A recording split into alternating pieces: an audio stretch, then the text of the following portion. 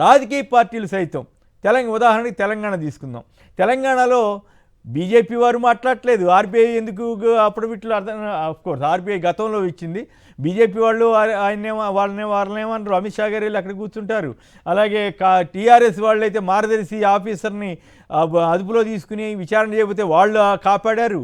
ఇప్పుడు కాంగ్రెస్ ప్రభుత్వం మార్గదర్శి కేసులో అఫిడవిటే వేయలేదు. అక్కడ తెలుగుదేశం పార్టీ వేయలేదంటే వాళ్ళు తెలుగుదేశంకి మద్దతు ఇస్తారు, తెలుగుదేశం వాళ్ళు మమేకమైపోయారు కాబట్టి చంద్రబాబు గారు ప్రభుత్వం వేయలేదు. మరి ఇప్పుడు ఏం చేస్తారో తెలియదు. దీనిపైన ముందుగా ఇక్కడ తెలంగాణ నేతలతోటి మాట్లాడిద్దాం. డాక్టర్ కృషాంక్ గారు బీఆర్ఎస్ సీనియర్ నేత, మాజీ చైర్మన్ కార్పొరేషన్కి సంబంధించి, అలాగే విఠల్ గారు ఏపీపీఎస్సీ మాజీ సభ్యులు, తెలంగాణ పబ్లిక్ సర్వీస్ కమిషన్ మాజీ సభ్యులు, బీజేపీ అధికార ప్రతినిధి, చరణ్ కృషాంక్ యాదవ్ కాంగ్రెస్ అధికార ప్రతినిధి, వారు కూడా ఉన్నారు. దీంతో పాటు ఇంకా మరికొన్ని వార్తలు కూడా ఉన్నాయి. ముందు దీని మీద వీళ్ళ అభిప్రాయాలు ఏంటో తెలుసుకుందాం. ముందు చరణ్ కౌశిక్ యాదవ్ గారు, ఎందుకు ఈనాడు వాళ్ళంటే రామోజీరావు లేకపోతే వాళ్ళకి వారసులంటే ఎందుకు రేవంత్ రెడ్డి గారు ప్రభుత్వం కూడా ఈ రకంగా భయపడుతోంది? ఒకప్పుడు కాంగ్రెస్ పార్టీ మాకు వ్యతిరేక పార్టీ అని అఫిడవిట్లో సైతం రాసిన రామోజీరావు గారిని ఎందుకు కాంగ్రెస్ పార్టీ రక్షిస్తోంది? ఎందుకు అఫిడవిట్ వేయట్లేదు? చంద్రబాబు గారికి గురువుగా భావిస్తారు కాబట్టి ఆయన చెప్పినట్లే ఇక్కడ తెలంగాణ ప్రభుత్వం కూడా నడుచుకుంటోందా? చరణ్ సార్, ప్రజా ప్రభుత్వంలో తన మన అనే భేదం ఏం లేదు. రామోజీరావు గారైనా ఎవరైనా కూడా చట్టం అనేది అందరికి ఒకే విధంగా ఉండదని చెప్పేసి ఆల్రెడీ తెలంగాణ రాష్ట్రం నిర్ధారణ అయింది. ఎందుకంటే సినీ ప్రముఖులకైనా మంచి పాయింట్ గుర్తు చేశారు. నేనే చెప్పాలన్నమాట. మంచి పాయింట్ గుర్తు చేశారు. అల్లు అర్జున్ విషయంలో చట్టం తన పని తను చేసిపోతుందని చెప్పినప్పుడు మార్గదర్శి కేసులో ఎన్ని నెలల నుంచి చట్టం తన పని తను చేసుకుపోవట్లేదు? మీ పార్టీ అనే కాదు, బీఆర్ఎస్ సైతం కాంగ్రెస్ సైతం ఈ రెండు పార్టీలే కదా తెలంగాణలో ప్రధానంగా భూమిక పోషించింది. వీళ్ళు కూడా ఎందుకు చేయలేదు? కేంద్రం ఆడాల్సిన డ్రామా కేంద్రం ఆడింది, అది వేరే సంగతి. ఇది అల్లు అర్జున్ విషయంలో చట్టం తరపున దాన్ని చేసుకుపోద్దా? మార్గదర్శి కేసు విషయంలో మాత్రం చట్టం ముందుకెళ్ళదా? అఫిడవిట్ వేయరా? ఎట్లా అండి ఇది? సార్, ఇప్పుడు 10 సంవత్సరాల కాలం కేసీఆర్ గారే తెలంగాణ రాష్ట్రంలో అధికారం ఉన్నారు. ఆ కేసు ఇవ్వాలి కాదు, చాలా సుదీర్ఘ కాలం నుంచి కాంగ్రెస్ గవర్నమెంట్ పెట్టిన కేసే ఇది. కాంగ్రెస్ గవర్నమెంట్ విచారణ చేసి 2600 కోట్ల అక్రమంగా డిపాజిట్లు వసూలు చేశారని చెప్పి రాసినటువంటి కేసు. ఆనాడు ఉండవల్లి అరుణ్ కుమార్ గారు పెట్టిన కేసే కదా. ఉండవల్లి అరుణ్ కుమార్ గారు ఎంపీగా ఉన్నప్పుడు సమైక్య రాష్ట్రంలో నమోదైనటువంటి కేసు. ఆ కేసు తెలంగాణ రాష్ట్రం ఏర్పడిన తర్వాత 10 సంవత్సరాల కాలం పాటు కేసీఆర్ గారు తాత్సారం చేశాడు. వాళ్ళని అడుగుదాం, మనకేం అభ్యంతరం లేదు సార్. కేసీఆర్ గారు తాత్సారం చేసిన మాట ఇప్పుడు మేము వచ్చి 1 year అవుతా ఉంది. ఖచ్చితంగా మాకు తెలంగాణ రాష్ట్రంలో కావచ్చు ఎవరైనా కూడా తన మన అనే భేదమే లేదు. ఖచ్చితంగా చట్టం అనేది అందరికి ఒకే విధంగా ఉండాలని చెప్పి కాంగ్రెస్ ప్రభుత్వం భావిస్తా ఉంది. ఖచ్చితంగా వారి విషయంలో ప్రత్యేక చట్టాలు ఏముండవు. రామోజీరావు గారికైనా ఎవరికైనా మీకైనా చెప్పండి. ఎంతైనా ఈనాడు అంటే కొంత ఈనాడు వాళ్ళు మిమ్మల్ని మేనేజ్ చేస్తున్నారా, మీరు ఈనాడు వాళ్ళని మేనేజ్ చేస్తున్నారా? కానీ వాళ్ళ జోలికి వెళ్ళడానికి భయమే కదా మీకు. ఎందుకు సార్, ఎందుకు భయపడుతుంది సార్? చట్టం ముందు అందరం సమానమే. దీంట్లో ఎవరు అతిథులు కాదు. సమానం అయితే ఎందుకు అఫిడవిట్ వేయలేదు అన్నదానికి సమాధానం దొరుకుతుందా? ఇప్పుడు ఎందుకు అఫిడవిట్ వేయలేదు ఏందనే విషయం నాకు అయితే పూర్తి స్థాయిలో తెలియదు. కాకపోతే ఆ కేసు సంబంధించి పూర్వపరాలు ఏ విధంగా ఉన్నాయి అవన్నీ కూడా ఖచ్చితంగా ప్రభుత్వం నుంచి మాత్రం ఖచ్చితంగా కౌంటర్ దాఖలు చేస్తారు. దీంట్లో ఎవరు తన మన అనే భేదం ఏముండదు. ఖచ్చితంగా రామోజీరావు గారైనా లేకపోతే ఇంకెవరున్నా కూడా ఖచ్చితంగా చట్టం ముందు అందరూ ఒకే విధంగా ఉండాలని చెప్పి కాంగ్రెస్ ప్రభుత్వం భావిస్తా ఉంది. కాబట్టి ఖచ్చితంగా రామోజీ గారి విషయంలో చట్టం వేరుగా పనిచేయలేదు చాలా స్పష్టంగా కాంగ్రెస్ పార్టీ కాదు. కేంద్ర ప్రభుత్వానికి సంబంధించి కూడా బీజేపీ వాళ్ళది కూడా ఇక్కడ ప్రశ్న అంటే కేటీఆర్ మీద ఏసీబీ కేసు పెట్టిందో లేదో ఈడీ వచ్చేసింది. మరి గతంలో చంద్రబాబు గారి మీద అన్ని కేసులు ఉన్నా కూడా కోరినా కూడా రాష్ట్ర ప్రభుత్వం కోరినా కూడా వాళ్ళ జోలికి వెళ్ళలేదు ఈడీ. అంటే మరి బీజేపీ కూడా ఇందులో భాగస్వామి అయినట్లే కదా. అది విఠల్ గారిని అడుగుదాం. బీజేపీ వాళ్ళు, మీరు, టీఆర్ఎస్ మూడు పార్టీలు కలిసిపోవడం అనేది ఇక్కడ విశేషం. ఇక్కడ మీకు హద్దులు లేవు. అట్లంటే వైఎస్ఆర్సీ 5 సంవత్సరాల కాలం పాటు భారతీయ జనతా పార్టీ తెచ్చిన అన్ని బిల్లులకు మద్దతు ఇచ్చారు కదా సార్. మరి వైఎస్ఆర్సీ వాళ్ళు చాలా స్పష్టంగా అఫిడవిట్ వేశారు ఫర్ ఇన్ఫర్మేషన్. జగన్ గారి ప్రభుత్వం ఉన్నప్పుడు అఫిడవిట్ వేయబట్టే ఆ కేసు ఇప్పుడు దాకా వచ్చింది. ఆ విషయం ఉండవల్లి అరుణ్ కుమార్ గారు ఎప్పుడో ఒక 3-4 ఏళ్ల క్రితమే చెప్పారు. ఇప్పుడు లేటెస్ట్ దాని మీద అఫిడవిట్ వేయమంటే రెండు ప్రభుత్వాలు డాట్ చేస్తున్నాయి. ఖచ్చితంగా సార్ తెలంగాణ ప్రజా ప్రభుత్వం మాత్రం ఖచ్చితంగా కౌంటర్ దాఖలు చేస్తారు. ఖచ్చితంగా ఎందుకు లేట్ అయిందో విషయం తెలియదు కానీ ఖచ్చితంగా అయితే దాఖలు చేస్తారు సార్. Right, okay. విఠల్ గారు చెప్పండి, మీరేమంటారు? ఇటువంటి కేసుల్లో చిన్న చిన్న కేసుల్లో ఈడీని ప్రయోగిస్తారు. చిన్న చిన్న కేసుల్లో కాదు, చిన్న చిన్న కేసుల్లో ఈడీ వెంటనే ఎగబడుతుంది కొందరి విషయంలో. కానీ ఇటువంటి విషయాల్లో మాత్రం ఎక్కడ అసలు కిక్కురు అంటలేదు. ఏంటి అసలు ఈ రకంగా అఫిడవిట్ వేయట్లేదు అని తెలంగాణ ప్రభుత్వాన్ని నిలదీసిన దీని మీద తెలంగాణ ఏపీ ప్రభుత్వాలని మీరేమంటారు? సార్ ముందుగా మీకు అక్కడ ఉన్నటువంటి ఇద్దరు మిత్రులు కౌశిక్ గారికి కృషాంక్ గారికి వీక్ష గుడ్ మార్నింగ్ తెలియజేస్తూ, ఈ కేసు ఇవాళది కాదు కదా సార్, గత 10 సంవత్సరాల నుంచి నడుస్తా ఉంది. ఎకనామిక్ ఫ్రాడ్ కేసులో డెఫినెట్ గా కేంద్ర ప్రభుత్వం చాలా సీరియస్ తీసుకుంటుంది. ఎప్పుడు సీరియస్ తీసుకుంటుంది? రాష్ట్ర ప్రభుత్వము సిబిఐకి ఎంక్వైరీ అడగొచ్చు, స్టేట్ గవర్నమెంట్ అదే విధంగా, లేదా ఈడీకి వాళ్ళు ఇన్ఫర్మేషన్ ఇవ్వచ్చు. డెఫినెట్ గా ఇప్పుడు ఎకనామిక్ ఫ్రాడ్ కింద కేంద్ర ప్రభుత్వం ఇదే కాదు అనేక రకాల బ్యాంకింగ్ సర్వీసెస్, రకరకాల సర్వీస్ లో సీరియస్ ఉంటది. సో ఇప్పుడు రాష్ట్ర ప్రభుత్వము సిబిఐ ఎంక్వైరీకి రాయొచ్చు. మాకు స్వతహాగా కేంద్ర ప్రభుత్వం సిబిఐ ఎంక్వైరీకి రాయడానికి రాష్ట్రంలో పరిధిలో రాదు. ఇది సిబిఐ ఎంక్వైరీ సంబంధించిన ఇష్యూ కాదు. ఏపీ ఉమ్మడి ఏపీలో సిఐడి ఆధ్వర్యంలో కృష్ణరాజు గారిని ఒక ఆఫీసర్ తోటి కేసు నడిపించారు. ఆ తర్వాత కోర్టుకు వెళ్ళింది. మేము కట్టేసామని అన్నారు. కట్టేసి కూడా చట్టం ప్రకారం పే చేయాలని చెప్పేసి రూల్ చెప్తుంటే దాని మీద ఉండవల్లి గారు పిటిషన్ వేశారు. ఆ పిటిషన్ మీద ఇప్పుడు ఇన్నేళ్లుగా విచారణ జరుగుతూ ఉంది. చివరి సుప్రీంకోర్టు తెలంగాణ హైకోర్టుకి అప్పచెప్పింది. దీని సంగతి తేల్చండి. ఆ రిపోర్ట్లన్నీ సార్ కొమ్మినేని గారు, రాష్ట్రంలో మేము అధికారంలో లేము. గత 10 సంవత్సరాల నుంచి వాళ్ళు ఉన్నారు. ఇప్పుడు కాంగ్రెస్ ప్రభుత్వం ఉంది. కౌంటర్ వేయాల్సింది వాళ్ళు కదా సార్. మేము అందులో పార్టీ కాదు. మేము అదే చెప్తున్నాం. సిబిఐకి ఒకవేళ కేంద్ర ప్రభుత్వం ఎంక్వైరీ చేయమని మాకు రాస్తే అప్పుడు మా పరిధిలోకి వస్తుంది. అప్పటి వరకు మా పరిధి కాదు కదా ఇది. స్టేట్ గవర్నమెంట్ అంటే ఏమిటి? కాంగ్రెస్, తెలుగుదేశం, రామోజీరావు లేదా ఈనాడు వాళ్ళ కనెక్షన్ గురించి ఏం చెప్తారు? ఏమంటారు మీరు? మీ సంగతి పక్కన పెడదాం. టీఆర్ఎస్ కూడా రాజకీయ పార్టీలకు అందరికీ కనెక్షన్ ఉంటుంది సార్. ఇప్పుడు సాక్షితో ఉన్నారా, లేకపోతే ఆంధ్రజ్యోతి? ఆ కనెక్షన్ వేరు. నాకు మీకు విషయం తెలిసి కూడా డైవర్ట్ చేయడానికి యథాప్రకారం మీ వంతు కృషి చేస్తున్నారు.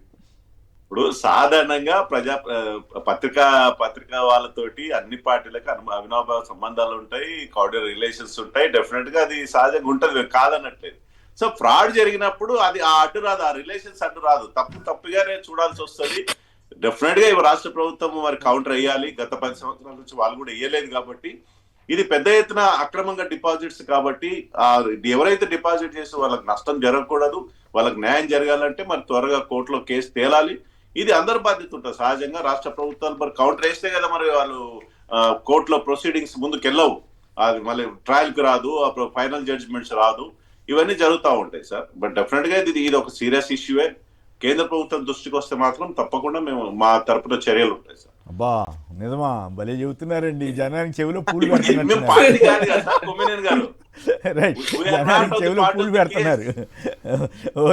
పార్ట్ ఆఫ్ ది కేసు కదా. పార్ట్ ఆఫ్ ది కేసు కాదు. ఆంధ్రప్రదేశ్ లో ఉన్నది ఏ ప్రభుత్వం? ఆంధ్రప్రదేశ్లో ఉన్నది మీ ప్రభుత్వం కాదు, కేంద్రంలో ఉన్నది మీ ప్రభుత్వం కాదు. ఆంధ్రప్రదేశ్లో మీరంతా కూటమిలో భాగస్వాములు కాదు. తెలంగాణ ఆంధ్రప్రదేశ్ గవర్నమెంట్ అయినా మాకు టెక్నికల్ గా మాకు లెటర్ రాయాలి సిబిఐ ఎంక్వైరీకి. సిబిఐ ఎంక్వైరీ సంబంధించిన ఇష్యూ కాదు ఇది. సిబిఐ సంబంధించిన ఇష్యూ కాదు కదా. అఫిడవిట్ వేయటం ఆయన అక్రమంగా డిపాజిట్లు వసూలు చేశారా లేదా 2600 కోట్లు, దాని మీద మీ అభిప్రాయం ఏమిటి అన్నప్పుడు ఎస్ వసూలు చేశారు, లేదు ఇది దాని ప్రకారం డబుల్ పెనాల్టీ కట్టాల్సి ఉంటుంది, అది కరెక్టా కాదా? దీని మీద ఇప్పుడు ఏపీసీఐడి వాళ్ళైతే ఇంకా ఫర్దర్ ప్రోబ్ చేసి 800 కోట్ల నల్లధనం అని కూడా చెప్పారు. ఇప్పుడు అది కూడా నీరు గార్చేసే పనిలో వాళ్ళు పడ్డారు. అందుకే ఈనాడు వాళ్ళు సహజంగానే దానికి అవునవునని భజన చేస్తారు, అది వేరే విషయం. రైట్. రణధీర్ గారు హైదరాబాద్ నుంచి చెప్పండి, మీరేమంటారు? ఈ రాజకీయ పార్టీలు డ్రామా ఆడుతున్నాయి కదా, కాంగ్రెస్, బీజేపీ, బీఆర్ఎస్ ఇట్లాంటి పార్టీలన్నీ, తెలుగుదేశం, మీరేమంటారు? బికాజ్ నేను ఒక విషయం చెప్పదలుచుకున్నా సార్ క్లారిటీగా. చెప్పండి. 2014 నుంచి 19 మధ్యలో వీళ్ళు కూటమిగా ఉన్నప్పుడు, కూటమి నుంచి బయటకు పోయినప్పుడు బీజేపీ వాళ్ళు సిబిఐని రావద్దని చెప్పేసి చంద్రబాబు నాయుడు గారు ఏ సంస్థ రావద్దని జీవో జారీ చేశాడు. అవును. 2019 నుంచి 24 మధ్యలో అన్ని సంస్థలు రావచ్చు, మీరు మీ కేసులను డీల్ చేసుకోవచ్చు అని జగన్ గారు జీవో జారీ చేశారు. కానీ అప్పుడు ఏ ఒక్క సంస్థ ఆ పీరియడ్ లో ఏపీకి రాలేదు. దానికి పొత్తు మాత్రం మళ్ళీ బీజేపీ వాళ్ళు వెళ్ళి టీడీపీతో పొత్తు పెట్టుకున్నారు. రావద్దు అన్న సంస్థలు రావద్దు అన్న పార్టీతో పొత్తు పెట్టుకున్నారు. అంతవరకు అయితే పర్వాలేదు మిత్రమా, అంతవరకు అయితే పర్వాలేదు. కేసులు ప్రభుత్వ పరంగా ఒక దేశ ప్రధాని పట్టుకుని టెర్రరిస్ట్ అని భార్యతో ఏలుకోలేని వాడని చెప్పినా కూడా ఆయన ఇదే ఫీల్ అవ్వలేదు, ఈయన ఫీల్ అవ్వలేదు. ఆయన వచ్చి చంద్రబాబు గారికి ఏటీఎంగా వాడుకుంటున్నాడు అవినీతి అని చెప్పి ఆయన అన్నా కూడా వీళ్ళిద్దరూ ఫీల్ కాలేదు. అది దేశంలో ఆశ్చర్యం కలిగించేటువంటి అంశం అనమాట. అది చంద్రబాబు గారి గొప్పతనమా, మోడీ గారి బలహీనత, లేకపోతే గొప్పతనమా అనేది ప్రజలు ఆలోచించుకోవాలి అంతే. ఇంకా ఇక్కడ బీజేపీ గవర్నమెంట్ 2,000 కోట్ల రూపాయల అవినీతి జరిగిందని వాళ్ళే ప్రెస్ నోట్ రిలీజ్ చేశారు సార్. చంద్రబాబు గారి పిఎస్ మీద దాడి జరిగినప్పుడు ఆ కేసు ఇప్పటికి 4 సంవత్సరాలు అవుతుంది. దాని విషయం ఏంటో బీజేపీ గవర్నమెంట్ కన్సిక్యూటివ్ గా 3 సార్లు బీజేపీ గవర్నమెంట్ సెంట్రల్ లో ఉంది. అయినా ఆ కేసు విషయం తెలియదు. ఇంకా స్కిల్ స్కామ్ కేసులో ఈడీ సిబిఐ మీరు దర్యాప్తు చేసుకోవాలని గవర్నమెంట్ కోరినా వీళ్ళు రారు, దాన్ని పట్టించుకోరు. అల్లు అర్జున్ కేసు మాత్రం ఇమ్మీడియట్ గా ఒక రోజు లోపల టకా టకా టకా టకా టకా టకా నడుచుకుంటూ వెళ్ళిపోతా ఉంటుంది, చట్టం తన పని చేసుకుంటూ పోతుంది. బీఆర్ఎస్ గవర్నమెంట్ కూడా చేసిన తప్పు ఒకప్పుడు ఓటుకునే కేసులో రెడ్ హ్యాండెడ్ గా దొరకబట్టి మీరు బ్రహ్మదేవుడు కూడా మిమ్మల్ని కాపాడలేరు అని చెప్పిన పార్టీ అక్కడ ఏమైందో తెలియదు. అంటే ఈ పార్టీ ఆయన బ్రహ్మదేవుడిగా మారాడు. నేను చాలాసార్లు అనేవాడిని కదా, కేసీఆర్ బ్రహ్మదేవుడిగా మారిపోయాడు. కానీ పాపం ఇప్పుడు ఆయన బ్రహ్మదేవుడిగా ఆయన మారాడు, కాపాడాడు. కానీ ఇప్పుడు ఆయన కాపాడేవాళ్ళు ఎవరా అని ఎత్తుకోవాల్సిన పరిస్థితిలో పడ్డాడు ఆయన. మరి చంద్రబాబు గారు ఆయన కాపాడతాడో లేదో మరి. ఆయన అప్పట్లో చంద్రబాబు గారికి ఆయనే కదా రక్షణగా నిలిచింది. చివరికి ఎఫ్ఐఆర్లో 36 సార్లు ఆయన పేరు పెట్టి కూడా ఛార్జ్షీట్లో కేసులు నిందితుడిగా మాత్రం చంద్రబాబు గారి పేరు పెట్టకుండా కేసీఆర్ గారు కాపాడారు. మరి ఇప్పుడు కేసీఆర్ గారి మీద రేవంత్ రెడ్డి గారి ప్రభుత్వం దూకుడుగా వెళ్తాంది కదా, మరి ఆయన్ని ఎవరు కాపాడతారో చూడాలి. మరి ఇక రణధీర్ గారు కంప్లీట్ చేశారా?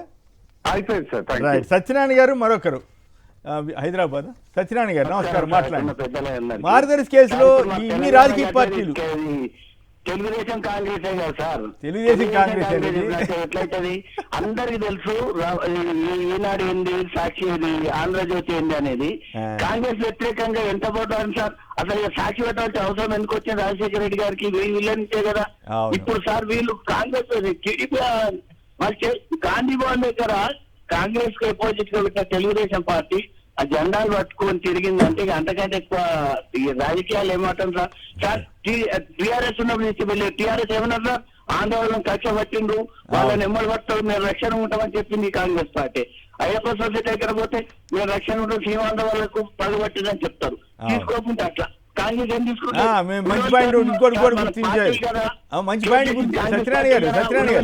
ఏ పార్టీ? అదే కాంగ్రెస్ ఇప్పుడు కూడా ఉంది. వీళ్ళు లాలూచి పడుకుంటే ఒకప్పుడు కాంగ్రెస్ పార్టీని ఎట్లా విమర్శించింది సార్ ఆంధ్రజ్యోతి కానీ ఈనాడు కానీ, ఇప్పుడు ఎందుకు మాట్లాడే ఎందుకు? అంటే ఇక్కడ ఇంట్రెస్టింగ్ పాయింట్ ఏంటంటే మీరు చెప్పింది ఒక పాయింట్. అల్లు అర్జున్ విషయంలో కాదు, ఏది చిన్న షాపులు కూల్చడంలో, కొన్ని బిల్డింగ్లు కూల్చడంలో చట్టం తన పని చేసుకుపోయింది. కానీ రామోజీరావు విషయంలో మాత్రం చట్టం ఎక్కడికక్కడ అయిపోద్ది. అది రేవంత్ రెడ్డి గారు సమాధానం చెప్పాలి. మరి అక్కడ ఎందుకు చట్టం పని చేసింది, ఇక్కడ ఎందుకు చట్టం పని చేయలేదన్నది. అంతే మీరు చెప్పింది వాస్తవం. కాంగ్రెస్ టీడీపీలు ప్రత్యర్థి పార్టీలని ఒకప్పుడు అనుకునేవి, కానీ ఇప్పుడు చంద్రబాబు గారు తెలివిగా కాంగ్రెస్ను ఒక జేబులో పెట్టుకున్నాడు, బీజేపీని ఇంకో జేబులో పెట్టుకున్నాడు. అది విశేషం. రైట్. మరొకరు రాజేంద్ర గారు హైదరాబాద్. హలో. రైట్. ఇక కృషాంక్ గారు చెప్పండి, మీ వాటా ఎంత ఇందులో? డాక్టర్ కృషాంక్ గారు, ముందుగా మీకు అభినందనలు. మీరు పరిశోధన చేసి డాక్టరేట్ సంపాదించినందుకు. Thank you sir. సార్ ఒకటి, ఇప్పుడు కాంగ్రెస్ వాళ్ళు మాది కాదు బాధ్యత అను, లేకుంటే బీజేపీ మాది కాదు బాధ్యత అను, సుప్రీంకోర్టు అను, లేకపోతే మేము మాది కాదు బాధ్యత అని కాదు. 2011లో ఈ కేసు అయింది సార్, అది వాస్తవం. ఎవరి ప్రభుత్వం ఉన్నప్పుడు ఎన్నెన్ని ఫాలో అప్ చేసుకున్నామో అని చెప్తే అది చాలా ఇంపార్టెంట్ సార్. 2022లో రేడ్ అయింది మార్గదర్శి ఆఫీసుల మీద.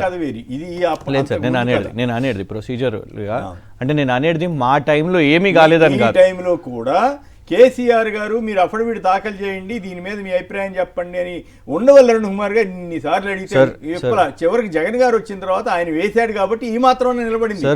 ఎప్పుడో కోర్టులో కూడా ఇంతకాలం లుకౌట్ నోటీసులు శైలజ కిరణ్ గారు అమెరికాకి వెళ్ళిపోతే లుకౌట్ నోటీసులు కూడా సార్ ఏపీసీఐడి ఇచ్చినా కూడా తెలంగాణ హైకోర్టులోనే నడిచింది కదా సార్. ఇదంతా కూడా వేరు. మీరేం చేశారు? వాళ్ళు డిస్మిస్ చేసే ప్రయత్నం చేసిర్రు, అయినా కూడా హైకోర్టు. అంటే నేను అనేది ఏంటంటే సార్, హైకోర్టు దాంట్లో మేము ఒక ప్రభుత్వంగా ఎట్లా చొరవబడతాం? BJP, Telugu Desam, BRS 4 match fixing.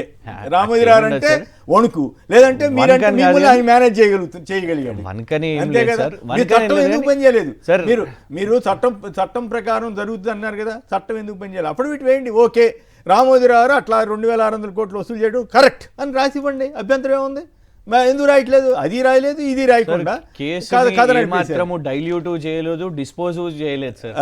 Case dilute కూడా కాలేదు. ఖచ్చితంగా కేసులో ఒక ఆఫీసర్ని తీసుకెళ్తుంటే సూర్యాపేట దగ్గర ఆపి బ్రహ్మదేవుడిలాగా రక్షించింది బీఆర్ఎస్ఏ కదా, ఆపేశారు కదా, తీసుకెళ్ళడానికి వీల్లేదు మా మా మా దగ్గర నుంచి. తర్వాత ఇప్పుడు రేవంత్ రెడ్డి గారు ఎంతమంది తెలంగాణ నుంచి ఎంతమంది సోషల్ మీడియా కార్యకర్తల్ని అడ్డగోలుగా తీసుకెళ్ళిపోతే కూడా ఏపీ ప్రభుత్వం, మరి తెలంగాణ కాంగ్రెస్ ప్రభుత్వం ఏమైనా అడ్డుకుందా? మా వాళ్ళని అట్ట తీసుకెళ్తున్నారు, మీరు అన్ని రూల్స్ ఫాలో అయ్యండి అని నేను చెప్పిందా? అర్ధరేత్రిగాడు అపరేత్రిగాడు తీసుకెళ్తుంటే కూడా సోషల్ మీడియా వాళ్ళని ఇక్కడ కాంగ్రెస్ దగ్గరుండి పెట్టిస్తున్నారు కూడా సార్, వాళ్ళు దగ్గరుండి పెట్టిస్తున్నారు. వీళ్ళ మీద ఏమన్నా వేరే రాష్ట్రాల్లో పెట్టండి అని మొన్న నా మీద మధ్యప్రదేశ్ భోపాల్లో అయింది సార్. నిజమా? అదొక నకిలీ బీర్ కంపెనీ, సోమ్ డిస్టిలరీస్ అనే కంపెనీ ఎందుకు తీసుకొని వస్తున్నారు అని ఎత్తినాము. మంత్రి గారు ఫస్ట్ నిరాకరించారు, కేసేస్తాం మీ మీద అని చెప్పారు. తర్వాత రియలైజ్ అయినరు, జాతీయ స్థాయి బాలల కమిషన్లో కూడా దాని ఇష్యూ నడిచింది. తర్వాత డిసిషన్ని వెనక్కి తీసుకుర్రు, బయటికి ప్రభుత్వం పరంగా డిసిషన్ వెనక్కి తీసుకున్నారు, కానీ ఆ కంపెనీతోని కేసు పెట్టించారు సార్ మధ్యప్రదేశ్. అంటే ఇక సార్ అందులో బీజేపీ ప్రభుత్వం సార్ మధ్యప్రదేశ్ గారు జడ్జి ముందు జూపల్లి కృష్ణారావు గారు తెలుగు పేపర్ స్టేట్మెంట్స్ కూడా పెట్టారు సార్. సాక్షి, ఆంధ్రప్రభ అన్ని ఈ సంబంధించిన కంపెనీ యొక్క వారు ఏమేమి మాట్లాడారో అవన్నీ స్టేట్మెంట్స్ ని కూడా అక్కడ కాంగ్రెస్ బీజేపీ కలిసిపోయినాయి. 150 పేజీల డాక్యుమెంట్ సార్ అది మొత్తం. ఓకే, అంత క్లియర్గా ఉన్నది అది. అంటే మేము అనేది ఏంటంటే ఎస్ వాళ్ళు ఏ స్పీడ్గా అయితే ఇప్పుడు కాలర్సే చెప్తున్నారు కదా, అల్లు అర్జున్ గారు స్పీడ్ కానివ్వండి, గుడిసెల విషయంలో మేం కాదండి, జడ్జి గారు చెప్తున్నారు 24 గంటలు కూడా సమయం ఇవ్వకుండా గుడిసెలు ఏదైతే కూల్ చేస్తున్నారో ఇలా డెఫినెట్గా వాళ్ళ చేతిలో గవర్నమెంట్ ఉన్నది కాబట్టి, చాలా ప్రియులు కూడా పత్రిక కూడా వాళ్ళకి చాలా దగ్గర పత్రిక కాబట్టి డెఫినెట్గా వాళ్ళు చేస్తే చాలా బాగానే ఉంటుంది. ఇప్పుడు అంటే విచిత్రం ఏంటంటే ఈనాడు ఆంధ్రజ్యోతి ఏపీలోకి వచ్చేసరికేమో తెలుగుదేశం అని బుధానికి వేసుకుని మోస్తూ ఉంది, కూటమనండి జనసేన బీజేపీ కలిపి. ఇక్కడికి వచ్చేసరికి కాంగ్రెస్ మోస్తున్నాయి. అది విశేషమైనటువంటి పరిణామం. మీరేదో ఈనాడు వాళ్ళు మనకే ఉపయోగపడతారులే అని మీరేదో ఆశపడ్డారు, కానీ చివరికి మిమ్మల్ని అవతల పారేసి వాళ్ళు దాని బదులు కేసీఆర్ గారు జనరలీ ఏంటంటే కక్ష పెట్టుకోలేదు సార్ ఎవరి మీద కూడా. మీరు ప్రీవియస్ గవర్నమెంట్ చూస్తే ఎక్సెప్ట్ ఫర్ రేవంత్ రెడ్డి గారి మీద కూడా మేము చేసిన కక్ష కాదు సార్. ఆయన రెడ్ హ్యాండెడ్ గా దొరికితే ఎవరేం చేస్తారు సార్? రెడ్ హ్యాండెడ్ గా దొరికారని చెప్పారు మీరు ఆ రోజు. ఆ విషయంలో ఇక వారే చెప్పారు కదా, కేటీఆర్ గారు కూడా చాలా సార్లు కూడా చెప్పారు కదా, ఎక్కడో ఏదో విషయంలో కూడా దాన్ని చంద్రబాబు నాయుడు గారు కొంచెం ఇక అయ్యా అబ్బా దాన్ని చూడకుండా చూడండి ఎక్కడో ఇన్ఫాక్ట్ ఎక్కడెక్కడ మేనేజ్ ఆ రోజుల్లో హరికృష్ణ గారి అంత్యక్రియల దగ్గర చర్చ జరిగిందని కేటీఆర్ గారే చెప్పారు.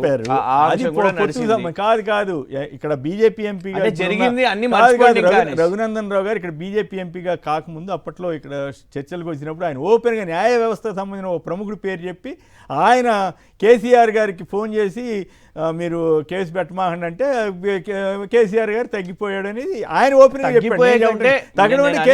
కేసీఆర్ గారు కాంగ్రెస్ అయినా ఇంకెవరైనా కూడా కక్షపూరిత ఇక్కడ అర్థం చేసుకోవాల్సింది ఏంటంటే సామాన్య ప్రజలకి ఒక చట్టం, పలుకుబడి డబ్బు పరపతి ఉన్న వాళ్ళకి ఇంకో చట్టం అమలవుతోందా లేదా ఈ దేశంలో అన్నదానికి ఈనాడు పేపర్ చూడండి సార్. రామోజీరావు గారి కోసం మాకు మన జర్నలిజంలో స్టడీసే చెప్తూ ఉంటారు కదా సార్, మీడియా లాస్ కౌన్సిల్ నే రద్దు చేసేసి సార్. ఒక ఆర్టికల్ వచ్చినందుకు పెద్దల రభస అని రాసినందుకు, పెద్దల గలభ అని అది వచ్చినందుకు ఏకంగా కాల్ ఫార్ చేసుకొని అప్పుడు మొత్తం కౌన్సిల్ నే రద్దు చేసి ఇన్ఫ్లుయెన్స్. అదే ఎన్టీ రామారావు అని ఈనాడు వాళ్ళు ఎంత దారుణంగా వేసింది చూసాము. రైట్, ఏదేమైనా ఒకటి మాత్రం వాస్తవం, చట్టాలు అల్లు అర్జున్ విషయంలో ఓ రకంగా ఉంటాయి, హైడ్రా విషయంలో ఇంకో రకంగా ఉంటాయి. మార్గదర్శి రామోజీరావు గారు లేదా కిరణ్ గారు, ఇప్పుడు ఆయన లేరనుకోండి దివంగతులు అయిపోయారు, ఈ కిరణ్ గారి మార్గదర్శి విషయంలో శైలజ గారి నాయకత్వం ఇస్తున్న మార్గదర్శి చట్టాలు ఇంకో రకంగా వ్యవహరిస్తున్నాయి అంటానికి, ఇందులో 4 పార్టీలు కూడా మిలాఖత్ అయిపోయాయి అంటానికి ఎంతకంటే ఉదాహరణ అవసరం లేదేమో చూడాలి. హరీందర్ గారు హైదరాబాద్ నుంచి. హరీందర్ గారు నమస్కారం, మాట్లాడండి. రవీందర్ గారు చెప్పండి, ఏపీ తెలంగాణ ప్రభుత్వాలు ఇప్పటికైనా అఫిడవిట్ వేస్తాయంటారా, కౌంటర్ వేస్తాయా, దాని మీద వాళ్ళ అభిప్రాయం చెప్తాయా? సార్ బీజేపీ ఇక్కడ ఉన్నది కాంగ్రెస్ ప్రభుత్వం కాదు సార్, అది కాంగ్రెస్ బీజేపీ. ఆంధ్రాలో ఉన్నది బీజేపీ తెలుగుదేశం అన్ని ఒకటే అయిపోయింది సార్. అని అది మనం ఎక్స్పెక్ట్ చేయలేము. అది నెక్స్ట్ మన కిషన్ భాయ్కి కంగ్రాచులేషన్ సార్. నెక్స్ట్ ఇంకోటి సార్ మన రైతు బంధు రైతు భరోసా సరికి చాలా కన్ఫ్యూజ్ చేస్తుంది సార్ జనాన్ని. ఇప్పుడు దాని మీద కూడా చర్చిద్దాం, ఇప్పుడు దాని మీద కూడా చర్చలు.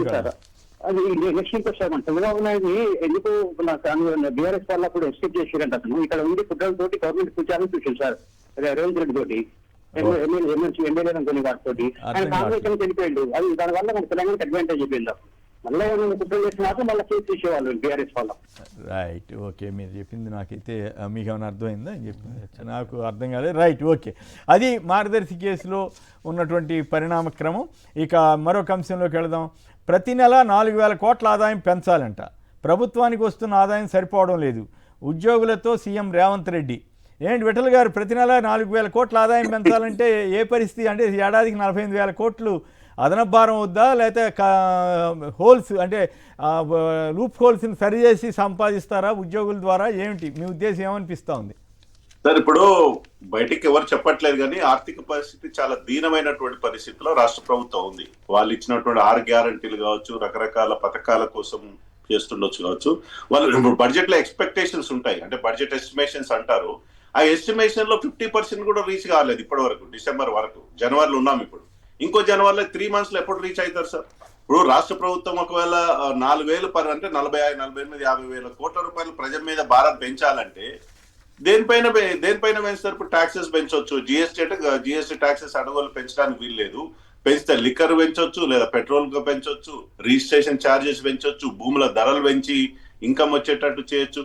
ఇవన్నీ చేస్తే డెఫినెట్ గా ప్రజల నుంచి తిరుగుబాటు వస్తుంది. ఇవాళ వాళ్ళే చెప్తున్నారు, నెలకు 6,000, 7,000 కోట్ల రూపాయలు మేము ఇంట్రెస్ట్ కడుతున్నాము గతంలో వచ్చిన అప్పుల కోసం అని. సో ఇంట్రెస్ట్ 60,000-70,000 పోతుంది. మళ్ళీ ఇప్పుడు కొత్తగా అదనంగా 4,000, 5,000 కోట్ల రూపాయలు పర్ మంత్ ఇన్కమ్ జనరేట్ చేయాలంటే ఎట్లా సాధ్యమవుతుంది? ఇప్పుడు పర్చేజింగ్ ఎక్కడి నుంచి వస్తుందో ప్రజల నుంచి పీడించి మనకు గుంజుకోవాల్సిందే కదా. ఏదైనా అది జిఎస్టీ రూపంలో కావచ్చు, సేల్స్ ట్యాక్స్ రూపంలో, ఎక్సైజ్ ట్యాక్స్, ఏదైనా ప్రజల నుంచి తీసుకోవాల్సిందే. ఇప్పుడు ప్రజల నుంచి తీసుకోవాలంటే ఇప్పుడు ఉన్నటువంటి పరిస్థితిలో ప్రజల యొక్క పర్చేసింగ్ పవర్ చాలా దీనమైన పరిస్థితి ఉంది. ఆర్థిక వ్యవస్థ చాలా దేశంలో ఉంది, రాష్ట్రంలో, ప్రపంచంలో అనేక దేశాలు ఇది నడుస్తా ఉంది. రాష్ట్రంలో ఇంకా దీనమైన పరిస్థితి ఉన్న సందర్భంలో ఇవాళ దీన్ని ఎట్లా పెంచుతారో చెప్పాలి. ఇప్పుడు అధికారులకు ఊరికి ఆదేశాలు ఇచ్చడం, పాలసీ డిసిషన్ తీసుకోవాలి. ఉద్యోగులు ఏం చేస్తారు? పెంచడానికి మీరు పాలసీ డిసిషన్ తీసుకుంటే రిజిస్ట్రేషన్ ఛార్జెస్ పెంచితే అదనపు ఛార్జెస్ వసూలు చేస్తారు. భూముల ధర పెంచడం ద్వారా అదనపు ఛార్జీలు వసూలు చేస్తారు. లేదా ఎక్సైజ్ పాలసీ మార్చుకోవడం ద్వారా అదనపు ఇన్కమ్ వస్తుంది. ఇది ప్రభుత్వం పాలసీ పరంగా తీసుకోవాల్సిన నిర్ణయం తప్ప ఉద్యోగులు ఏం చేస్తారు సార్? మీరు ఉద్యోగుల సంఘ నాయకులు కూడా కదా, మీకు ఎట్లట్లా జనం దగ్గర నుంచి డబ్బు రాబట్టాలో తెలిసిన ట్రిక్స్ తెలిసి ఉంటాయి కదా. అదే సార్, ఇప్పుడు నేను అదే చెప్తున్నాను. ఇప్పుడు ఇంకే మార్గం లేదు. పెంచితే పెట్రోల్ ధరలు పెంచాలి, లేదా మద్యం ధరలు పెంచాలి, లేదా భూముల రిజిస్ట్రేషన్ ధరలు పెంచాలి. ఏపీలో ఆల్రెడీ కరెంట్ ఛార్జీలు పెంచారు, భూములను నమ్మాలి, లేదంటే భూములను అమ్మాలి. ఇవి తప్ప కొత్తగా ఆదాయం పెంచుకునే మార్గాలు రాష్ట్రంలో లేవు. ఎందుకంటే జిఎస్టీ వచ్చిన తర్వాత జిఎస్టీ ఫిక్స్డ్ రేట్స్ ఉంటాయి కాబట్టి అది 50% రాష్ట్రానికి, కేంద్రానికి వస్తుంటది కాబట్టి ఇంకో మార్గం లేకుండా ఉంది రాష్ట్రంలో. పెంచాలంటే ఇప్పుడు ఏదున్నా అదనంగా ఇప్పుడు 100% ట్యాక్స్లు వసూలు చేస్తే కొంత పెరుగుతుంది. ఆ ట్యాక్స్ సిస్టమ్ లో స్ట్రిక్ట్ గా ఉంచమని బహుశా ప్రభుత్వ ఉద్దేశం కావచ్చు. ఇప్పటికే అధికారులు పెద్ద ఎత్తున ఎక్కడికక్కడ ట్యాక్సెస్ వసూలు చేసే కార్యక్రమాలు ఉన్నారు. రైట్, ఇప్పుడు కొన్ని వీడియోలు చూసిన తర్వాత దీని మీద కంటిన్యూ చేద్దాం. అలాగే ఈ రైతు భరోసా సంబంధించి తెలంగాణలో ప్రమాణ పత్రాలు అడగడం సిగ్గుమాలిన చర్యని కేటీఆర్ ధ్వజమెత్తాడు. అలాగే ఈ ఫార్ములా దాని మీద 6న విచారణకు రమ్మంటున్నారు కేటీఆర్ గారిని. మరి మంచి హడావుడిగా ఈడీ వాళ్ళు కూడా పిలుస్తున్నారు. నేను మారా, మీరు మారాలంటూ రేవంత్ రెడ్డి గారు 2 రోజుల క్రితం వ్యాఖ్యానించారు. మరి నిజంగానే ఆయన ఏం మారారు, అలాగే వీళ్ళు ఏం మారాలి, దీని మీద కూడా చర్చలోకి వెళ్దాం ఇప్పుడు కొన్ని వీడియోలు చూసిన తర్వాత. అనేక పత్రికా ప్రకటనలతో సంబరాలు జరుపుకుంటూ ఈరోజు ప్రజలను నట్టేట ముంచుతున్నటువంటి ప్రభుత్వము కాంగ్రెస్ పార్టీ ప్రభుత్వం. ఆ రోజు ఒక కుటుంబానికే దోపిడీ పరిమితమైతే తెలంగాణలో మంత్రులు ఎక్కడికక్కడ ఈరోజు దోచుకునేటువంటి పరిస్థితి వచ్చింది. ఈరోజు అనేక సీజన్లు అయిపోతూ ఉన్నాయి, కానీ భరోసాకు ఎక్కడ కూడా ఈరోజు కాంగ్రెస్ పార్టీ కట్టుబడలేదు. కాంగ్రెస్ పార్టీ ఇది ప్రజా ప్రభుత్వం కాదు, ప్రజలను మోసం చేసేటువంటి ప్రభుత్వం అని ఈరోజు తెలంగాణ ప్రజలు భావిస్తూ ఉన్నారు. ఏ ఊర్లో నువ్వు చెప్పిన 22,000 కోట్లు ఎక్కడ దారి మళ్ళినాయి, అవి ఎవరి ఖాతాలో పోయినాయి, లిస్టు పెట్టు, ఊరికి పెట్టు.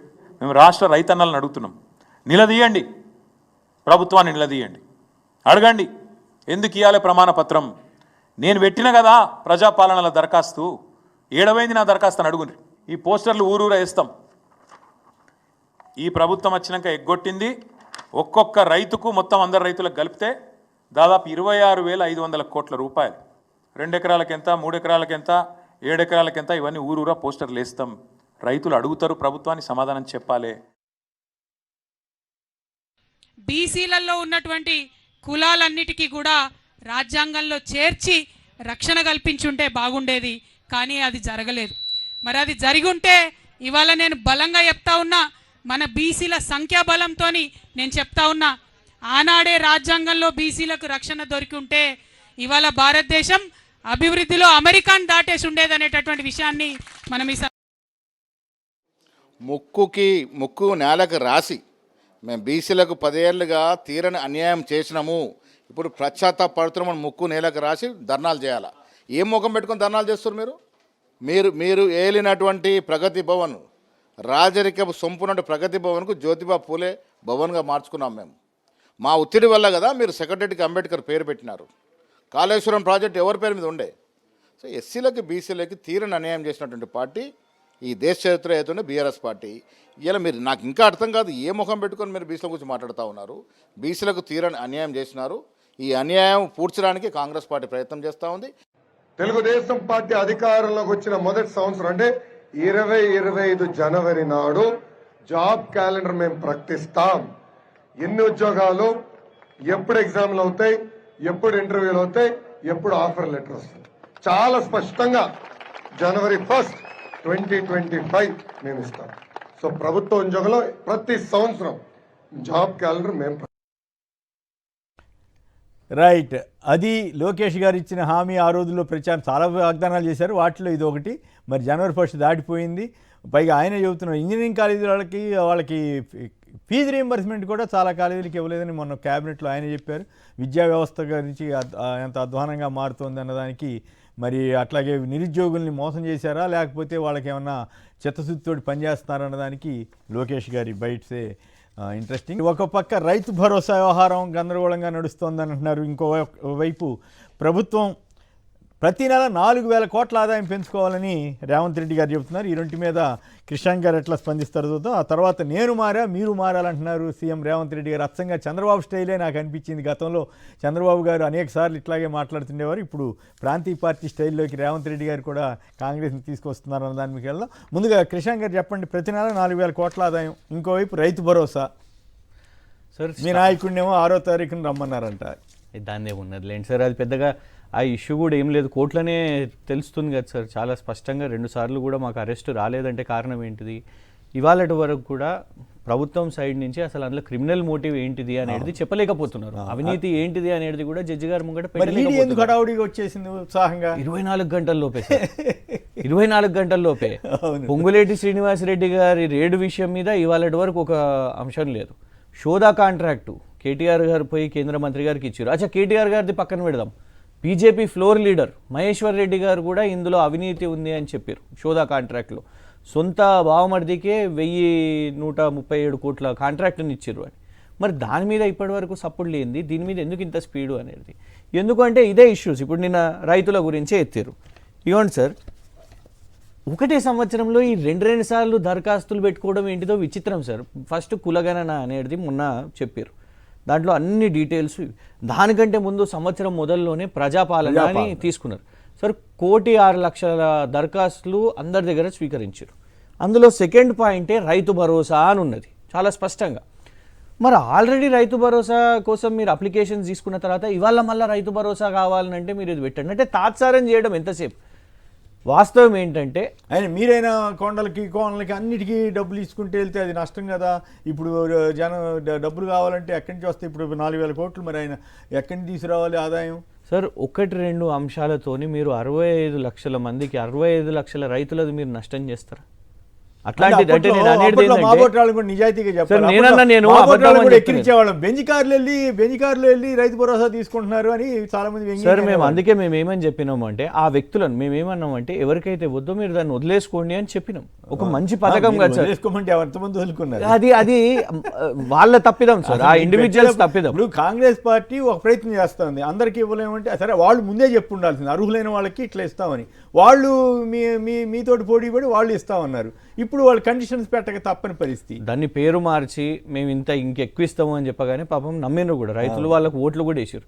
సార్ రైతు బంధు మొదలైన తర్వాతనే గుర్తుపెట్టుకోవాలి, సరే సేమ్ అమౌంట్ కాదు కానీ కిసాన్ సమ్మాన్ నిధి అంటే మనం దేశానికే ఒకటి చూపెట్టినాం సార్, ఒక స్కీమ్ కృషక్ బంధు అని వెస్ట్ బెంగాల్లో వాళ్ళు మొదలుపెట్టారు. అంత గొప్ప స్కీమ్ని బట్టి విక్రమార్క గారు బడ్జెట్లో లాస్ట్ ఇయర్ బడ్జెట్లో ఒక స్టేట్మెంట్ చదివారు సార్. ఏమని అన్నారంటే everything can stop but agriculture should not stop అని. మరి 2024లో ఆన్ రికార్డ్ మీరు రైతు బంధుని స్టాప్ చేసేసారు. 2024లో ₹1 ఏ పంటకు మీరు ఇవ్వలేదు. ఇప్పుడు ఏం చెప్తారంటే మేము ఇచ్చినాం కదా రాగానే ఇచ్చినాం, అది 2023ది ఏదైతే ఎలక్షన్స్ టైంలో మీరు ఆపిచ్చిర్రో దాన్ని మీరు రిలీజ్ చేసిరో అది ఆల్రెడీ అది కూడబెట్టి ఆ డబ్బులు మేము రెడీగా పెట్టిపోయినాం, దాన్ని మీరు స్టాప్ చేయించారు. కానీ 2024లో మీరు ఆ 2 పంటలకు కూడా తెలంగాణలో వేసుకునే 2 పంటలకు కూడా మీరు రైతు బంధు ఇవ్వలేదు. ఇంకోటి మీరు ఇవాళ ఆదాయం గురించి అంటున్నారు కదా, మీరు రావడమే ఒక నెగిటివ్ ప్రొపగాండాతో వచ్చారు. సరే ఎక్కడ కూడా వీళ్ళ లెక్కలు నేను వీళ్ళని ఛాలెంజ్ చేస్తే రిజర్వ్ బ్యాంక్ ఆఫ్ ఇండియా లెక్కలు చూపెట్టండి అంటే చూపెట్టలేరు.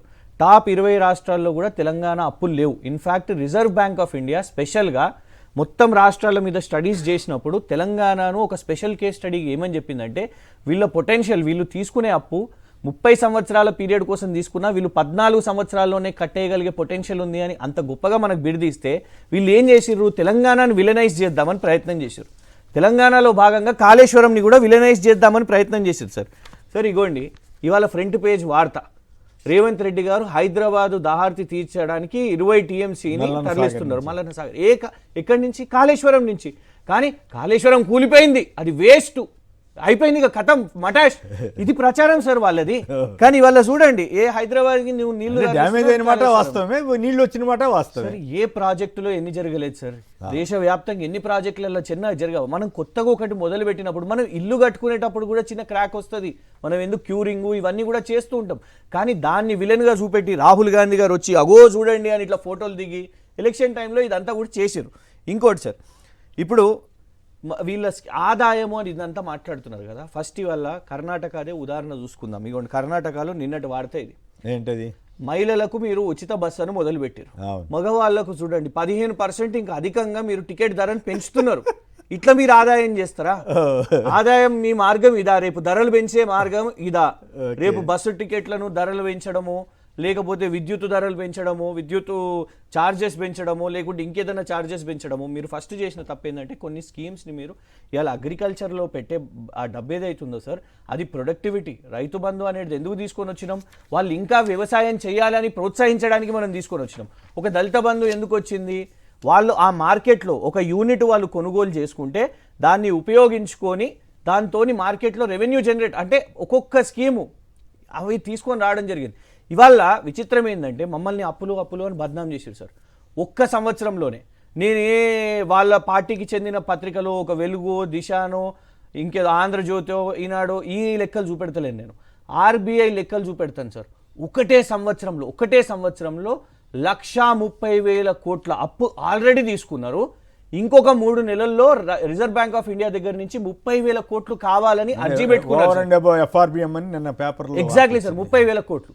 ఇందులో రూపాయి ఎక్కడికి పోయింది అని మేము అడుగుతున్నాం. నువ్వు రైతు బంధు ఇయ్యలే, నువ్వు ఒక బిల్డింగు కట్టలేదు, ఒక ప్రాజెక్టు నిర్మాణం చేయలేదు, నువ్వు ఏమీ కట్టలేదు ఇప్పటివరకు, ఒక స్కూలు కట్టలేదు, ఒక ఫ్లైఓవర్ కూడా కట్టలే.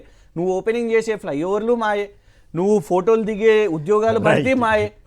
మరి ఎక్కడ పోతున్నాయి ఈ పైసలు? ఒక్క సంవత్సరంలో రికార్డు స్థాయి. కనీసం వీళ్ళు ఇక్కడ ప్రయత్నం చేస్తున్నారు రైతు బంధు ఇవ్వడానికి. అక్కడ ఏపీలో అయితే ఎప్పుడో తర్వాత చూసుకుందాం పొమ్మని వాళ్ళు ఎవరు అసలు అక్కడెవరు ఎక్కడెక్కడ ఈ గ్యారంటీలు అని మొదలైనయో అంతటా సూపర్ 6 సూపర్ గ్యారంటీస్, ఈ సునీల్ కొనుగోలులు అక్కడ కూడా ఒక ఇట్లాంటి స్ట్రాటజీలను పెట్టుకొని ఇవన్నీ చేసిరు కదా, అవన్నీ కూడా సూపర్ 6లు 6, 5 అందుకే మహారాష్ట్రలో వద్దనుకున్నారు సార్. ఖర్గే గారు అన్నారు దండం పెడతారు నాయన గ్యారంటీ నేను చెప్పకండి. ఆయన కొంచెం పెద్ద ఆయన కదా, పాత అనుభవం రంగరించి చెప్పినట్టున్నాడు.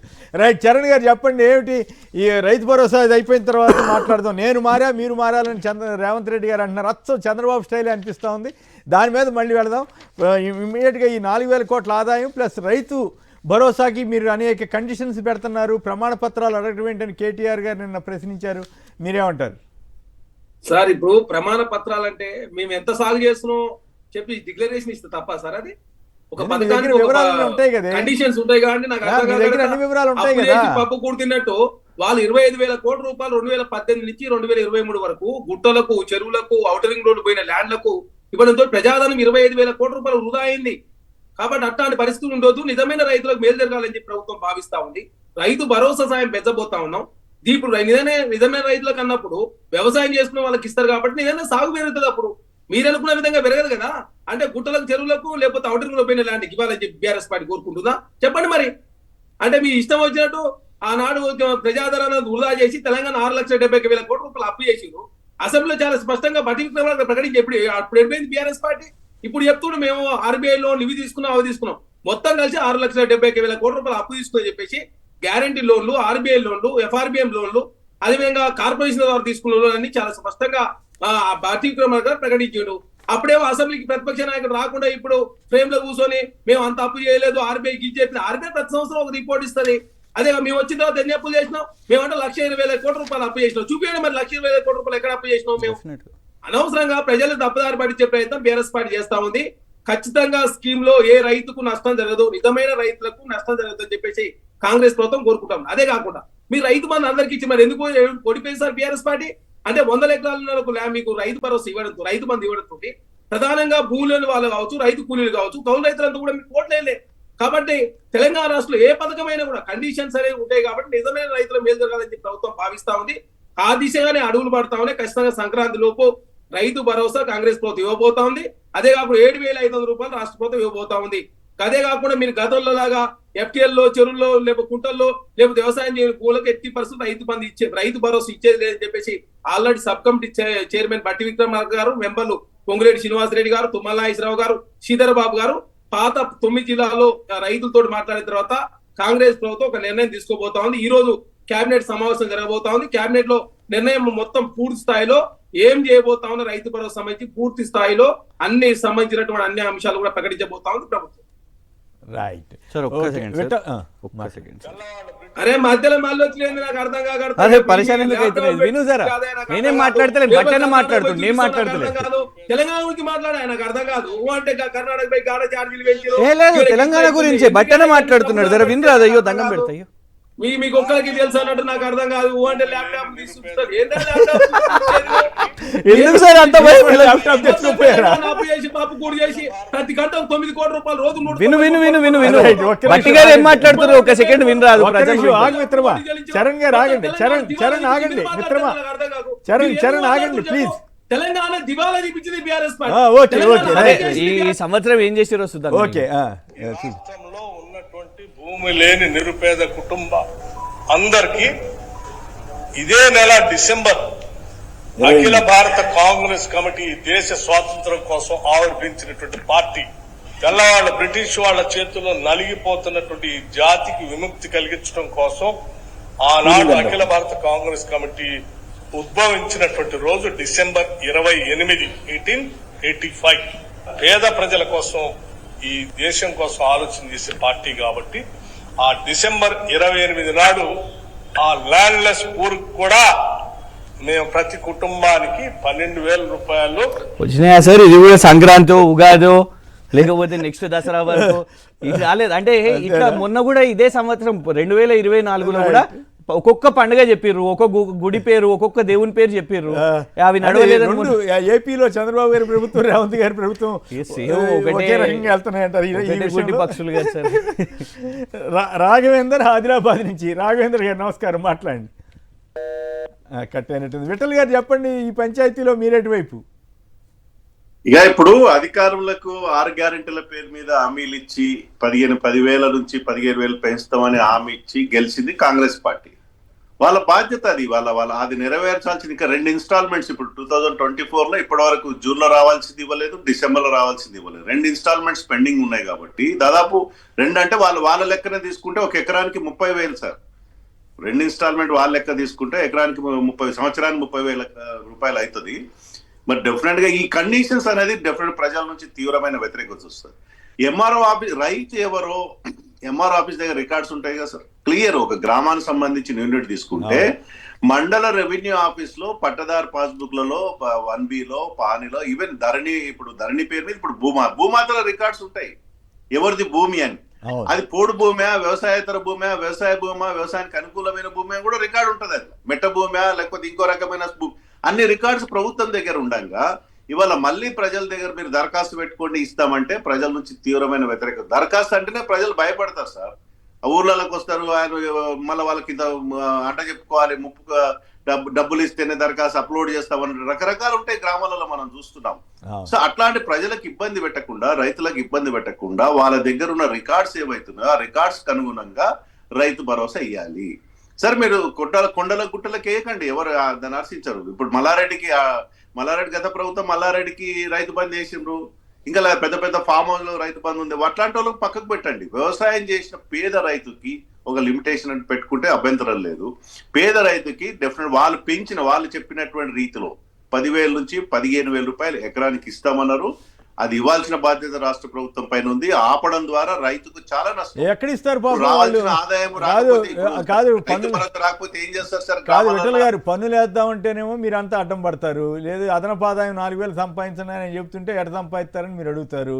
ఇంకోవైపు ఏమో మల్లు భట్టి గారేమో పాపం డిసెంబర్ 28కే ఈ ల్యాండ్లెస్ పూర్ అంటే భూమి లేని నిరుపేదలకి 12,000 రూపాయలు చొప్పున ఇస్తాము అని చెప్పి హామీ ఇచ్చాడు కానీ ఇవ్వలేకపోయాడు. సో ఈ పరిస్థితిలో మరి ఎక్కడో చోట కండిషన్స్ పెట్టకపోతే ఎట్ట కుదురుద్ది విఠల్ గారు? సార్ అట్లా ఇవ్వద్దా సార్? ఇవ్వద్దా? ఎగ్గొడతారా? ఇప్పుడు పెద్ద పెద్ద వాళ్ళకు ఇప్పుడు కొండల గుట్టలకు ప్లాట్లకు రోడ్లకు పక్కకు పెట్టండి. నిజమైన పేద రైతు వ్యవసాయం చేసుకున్న వాడికి ఇవ్వాల్సిందే కదా. ఇవ్వకపోతే రైతు ఏం చేస్తాడు సార్? మనకు తెలుసు తెలంగాణ ప్రాంతంలో మిత్తుల కోసం ప్రైవేట్ దగ్గరికి వయసుల దగ్గరకో లేకపోతే వడ్డీ వ్యాపారుల దగ్గరకో పోయి తెచ్చుకుంటారు కదా 3 రూపాయలు 5 రూపాయల బిత్తులు. ఆ బాధ ఉంటది కాబట్టి ప్రభుత్వం వెంటనే రైతు భరోసా ఇవ్వాలి. ఇప్పటికే లేట్ అయింది. 2 ఇన్స్టాల్మెంట్ ఏకకాలంలో వేయాలని మేము డిమాండ్ చేస్తా ఉన్నాం. రుణమాఫీని ఇట్లనే కటింగ్స్ చేసి మరి అంటే ఇక్కడ ఒక చిన్న డౌట్ వచ్చింది విఠల్ గారు. ఏజెన్సీ ఏరియాలో అడవులు తర్వాత కొండలు వీటిల్లోనే ఎక్కువగా సాగు చేస్తారు కదా, మరి వాళ్ళకు కూడా ఇవ్వకుండా ఎగ్గొట్టే ప్రమాదం ఉండదా? ఇప్పుడు క్లియర్ సార్, రైతు భరోసాగా రైతు బంధు ఎవరికి వేస్తారంటే పట్టాదారు పాస్బుక్ ఉన్న వారికి పట్టేదారికి వేస్తారు సార్. పట్టా లేని వాళ్ళకు సహజంగా ఇప్పుడు పోడు భూములు ఉన్నాయి, పట్టాలు ఇవ్వమని మేము డిమాండ్. అదే కదా ఇప్పుడు రైతులకు వ్యవసాయం సాగు చేసుకుంటారు.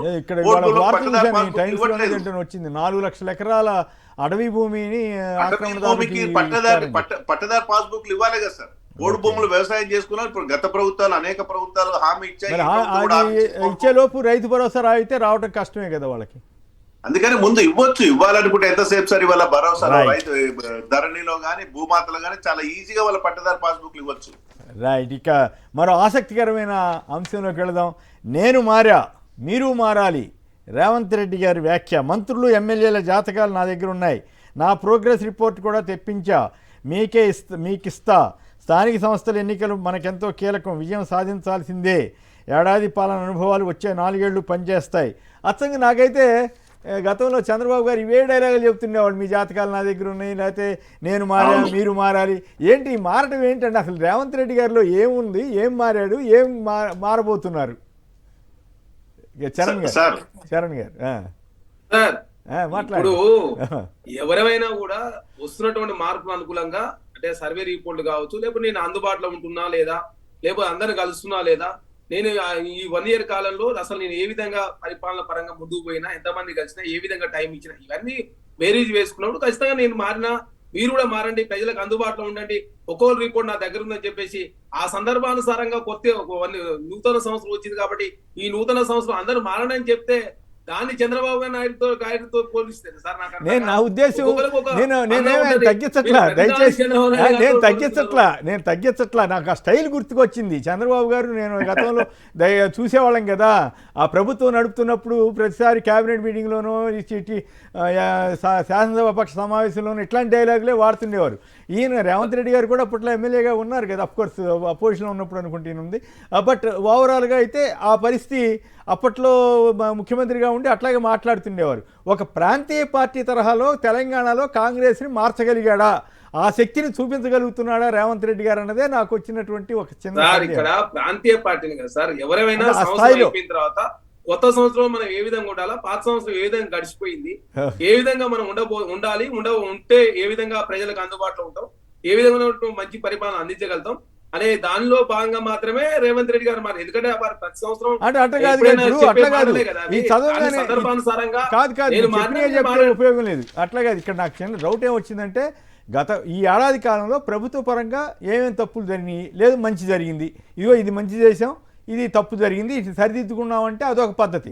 అట్లా కాకుండా ఎమ్మెల్యేలు ఎంపీలే తప్పులు చేస్తున్నారు, నేనేదో మారానని ఊరికే మాట వరుస కానీ అని అట్లా చెబితే ఎంతవరకు ప్రయోజనం ఉంటుంది? అంటే ప్రాంతీయ పార్టీలో అయితే సీఎంలకి కాస్త గట్టి పవర్ ఉంటుంది, కానీ కాంగ్రెస్లో కూడా ఆ స్థాయి ఆ పవర్ వచ్చిందా అనేది అఫ్కోర్స్ రాజశేఖర రెడ్డి గారి టైంలో కొంత గట్టిగానే చేశారు. అప్పట్లో కాంగ్రెస్ పవర్ఫుల్గా ఉన్నప్పుడు కూడా కేంద్రంలో. ఇప్పుడు కేంద్రంలో అధిష్టానం వీక్ అయింది కాబట్టి రేవంత్ రెడ్డి గారు దీన్ని ప్రాంతీయ పార్టీ తరహాలో నడపడానికి తగు ప్రయత్నాలు చేస్తున్నారా అన్న అనుమానం కూడా వస్తుంది. పోనీ ఏమేమి తప్పులు చేశారు అని అంటే సినిమా వాళ్ళ మీద ఒక రకంగా దాడి చేసినట్లు అనేది తప్పు అనుకుంటున్నారా, రైట్ అనుకుంటున్నారా? హైడ్రాది రైట్ అనుకుంటున్నారా, తప్పు అనుకుంటున్నారా? మూసీది తప్పు అనుకుంటున్నారా, రైట్ అనుకుంటున్నారా? ఇట్లా లోటుపాట్లు, ప్రభుత్వంలో జరిగిన లోటుపాట్లని సరి చేసుకుంటామని చెబుతున్నారా, లేక వ్యక్తిగతంగా ఏదన్నా సమస్యలు ఉంటే సరిగా కలవలేకపోయాను, లేకపోతే ప్రభుత్వ పరంగా బిజీ అయిపోయాను, ఇటువంటి వాటిలో చెబుతున్నారా అన్నది మా ఓటర్లకు వచ్చే సందేహం. సార్ కాంగ్రెస్ పార్టీ సమిష్టిగా ఉంది తెలంగాణ రాష్ట్రం. ఇప్పటి వరకు 1 year అయిపోయింది. ఒక వ్యక్తిని ఎక్కడైనా తెచ్చుకున్నారు సార్ కాంగ్రెస్ పార్టీలో? అనవసరంగా మీడియా ఆర్భాటము, బీఆర్ఎస్ పార్టీ అయినా భారతీయ కాంగ్రెస్ పార్టీ బదనాలు చేసే ప్రయత్నమే తప్ప కాంగ్రెస్ పార్టీ, కాంగ్రెస్ ప్రభుత్వం సమిష్టి నాయకత్వంలో ముందుకు పోతా ఉంది. తెలంగాణ అభివృద్ధి ముఖ్య ఎజెండాతో ముందుకు పోతాం. రోజు 18 గంటలు కష్టపడుతూ తెలంగాణ రాష్ట్రంలో కరెక్ట్గా చెప్పారు. ఇదే డైలాగు చంద్రబాబు గారు మొన్న మధ్య కూడా చెప్పారు, ఇప్పుడు మీరు కూడా చెబుతున్నారు. మొత్తం మీద గురు శిష్యులు ఇద్దరు ఒకే దారిలో ఉన్నట్టున్నారు. ఎక్కడి చంద్రబాబు నాయుడు గారు సార్? మాకు చంద్రబాబు నాయుడు గారు కేసు సార్, ఆంధ్ర రాష్ట్రానికి ముఖ్యమంత్రి, రేవంత్ రెడ్డి గారు తెలంగాణ రాష్ట్రానికి ముఖ్యమంత్రి, మన కాంగ్రెస్ డైలాగులు టీడీపీ మీరు ఒకటే కదబ్బా. టీడీపీ మీరు ఇక్కడ ఒకటే కానీ కాంగ్రెస్ గాంధీ భవన్లో తెలుగుదేశం జెండాలు ఎగరేస్తే మాది కాదు, మాది వేరు వేరు అని చెబుతారు, కానీ అది వేరే చర్చ. ఇక్కడ తెలుగుదేశం కాంగ్రెస్, అక్కడ బీజేపీ తెలుగుదేశం, ఇద్దరు కాంగ్రెస్ బీజేపీలు రెండు కూడా ఆయన జేబులో ఉన్నాయనేది వాస్తవం.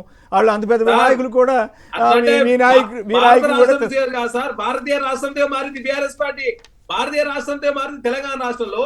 ఆంధ్ర రాష్ట్రం ఉన్న పార్టీలని కాదు.